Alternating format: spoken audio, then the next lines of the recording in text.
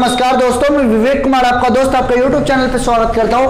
आज हम देखने वाले हैं क्लास 10th बोर्ड 2021 एग्जामिनेशन के पॉइंट ऑफ व्यू से क्लास 10th मैथमेटिक्स का इंपॉर्टेंट चैप्टर्स देखने वाले हैं। यदि आप अभी से अभी आप तैयारी करोगे तो आप अपने मार्क्स को अच्छा गेन कर सकते हो। तो आज की वीडियो में हम देखेंगे कि हमारा जो चैप्टर का वेटेज होगा वो बेसिकली कितना वेटेज होगा, एक चैप्टर्स जो कितने मार्क्स के मैक्सिमम आपके आ सकते हैं। तो आप वीडियो पे बने रहिएगा, वीडियो आपको काफी पसंद आने वाली है। तो मैं आज स्टार्ट करने वाला हूं क्लास 10th वाले बच्चों के लिए एक स्पेशल टाइप का मैं बताऊंगा आपको कैसे आपको अभी से स्ट्रेटेजी रखनी है और आपको क्या क्या पढ़ना है, आपके एग्जामिनेशन में ज्यादातर क्या पूछे जाते हैं। तो मैं अभी बताने वाला हूं आपको क्लास 10th के जो मार्क्स का जो वेटेज है। पहले तो आपको वेटेज समझना होगा कि आपके जो एग्जाम में किस चैप्टर से कितने आएंगे, आपको पहले ये पता होना चाहिए। जब तक आपको ये नहीं पता होगा कि एक चैप्टर्स का वेटेज कितना है तो आपको आपके सामने फिर काफी सारी परेशानियां आ सकती है। तो मैं आपको स्टार्ट करने जा रहा हूं। जैसा कि आपको पता होगा यूनिट के नेम मैंने लिख रखे हैं, आपका यहाँ पे यूनिट का नाम है नंबर सिस्टम, और नंबर सिस्टम का जो वेटेज है वो आपका 6 मार्क्स का नंबर सिस्टम का वेटेज है। यानी कि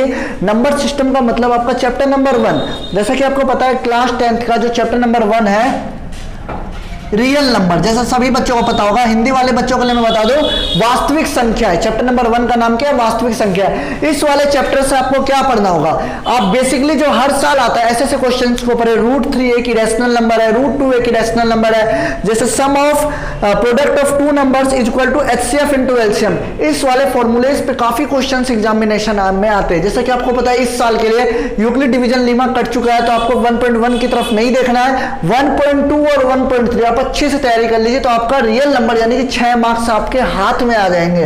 तो चैप्टर का नाम है नंबर सिस्टम, संख्या पद्धति यानी कि वास्तविक संख्या। आपको चैप्टर 1 आपका 6 नंबर आपको दे देगा ना। हम बात करते हैं चैप्टर नंबर जो हमारा जो सेकंड टॉपिक है अलजेब्रा। अब अलजेब्रा जो है, यदि आपने अलजेब्रा कर लिया तो आपके मार्क्स गेन होने के परसेंटेज प्रोबेबिलिटी काफी ज्यादा हाई हो जाएगी।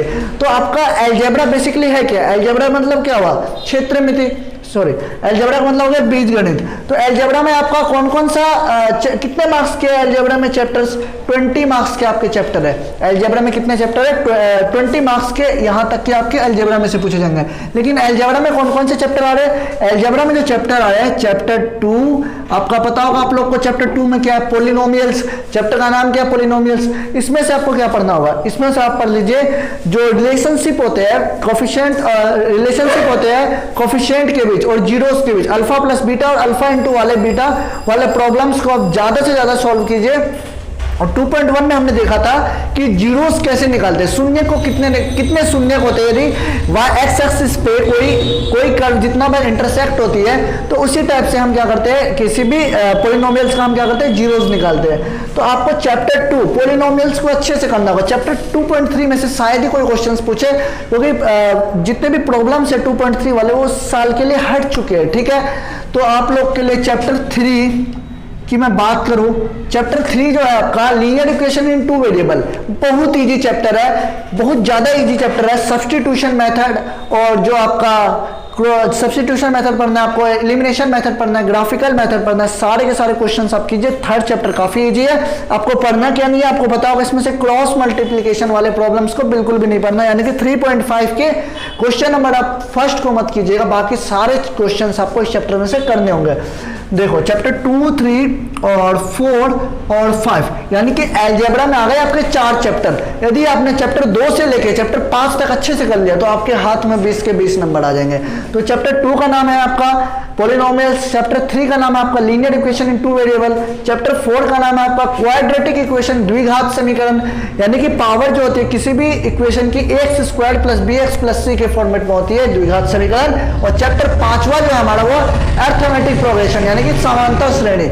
आप यदि 2 से लेके 5 चैप्टर्स तक कर लेते हो तो चैप्टर नंबर ये आपके 20 मार्क्स आपके पक्के हैं। अरिथमेटिक प्रोग्रेशन में से जो डेली लाइफ प्रॉब्लम है, सम ऑफ, जैसे कि आपको पता होगा क्वेश्चन नंबर 5.3 के क्वेश्चन नंबर 15 के बाद एक भी क्वेश्चन आपसे नहीं पूछे जाएंगे, यानी कि जो डेली लाइफ प्रॉब्लम्स पे जो क्वेश्चन होंगे सम ऑफ एन टर्म्स वाले, उन क्वेश्चंस को आपसे नहीं पूछा जाएगा। अब मैं बात करने जा रहा हूँ क्वेश्चन नंबर, जैसे कि कोऑर्डिनेट ज्योमेट्री। मैं कोऑर्डिनेट ज्योमेट्री की बात करूँ, कोऑर्डिनेट ज्योमेट्री में जो चैप्टर आता है हमारा केवल एक चैप्टर आता है। अलजेब्रा में आपको देखो 4 चैप्टर आते हैं और 4 चैप्टर का वेटेज कितना है? 20 मार्क्स, यानी कि एक चैप्टर का एवरेज कितना हो गया?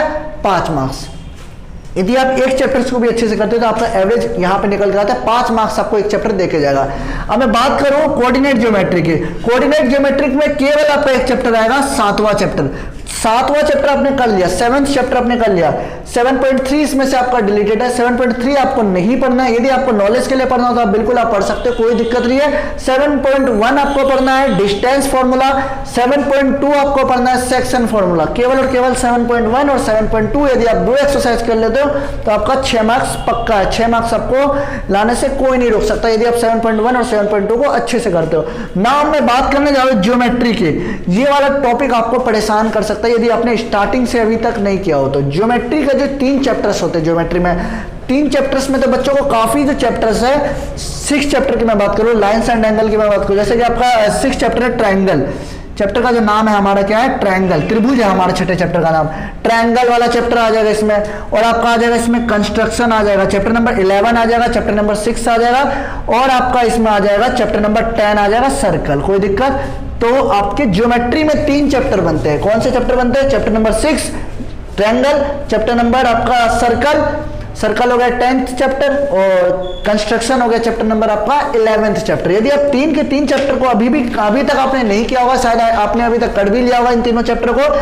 चैप्टर नंबर ट्रायंगल वाले चैप्टर से आपको 2 टॉपिक नहीं पढ़ना, 6.4 और 6.4 आपको नहीं पढ़ना होगा। यहाँ से आपको बस 6.5 के क्वेश्चन नंबर 1 मत कीजिएगा, क्योंकि पाइथागोरस का कन्वर्स वाला जो थ्योरम है वो कट चुका है। 6.5 के पाइथागोरस कन्वर्स वाले थ्योरम पे जितने भी क्वेश्चन होंगे वो आपको 6.5 में नहीं करने हैं। आपको यहाँ पे ये ध्यान में रखना होगा, पाइथागोरस थ्योरम नहीं कटा है, इसका कन्वर्स कटा है, ठीक है।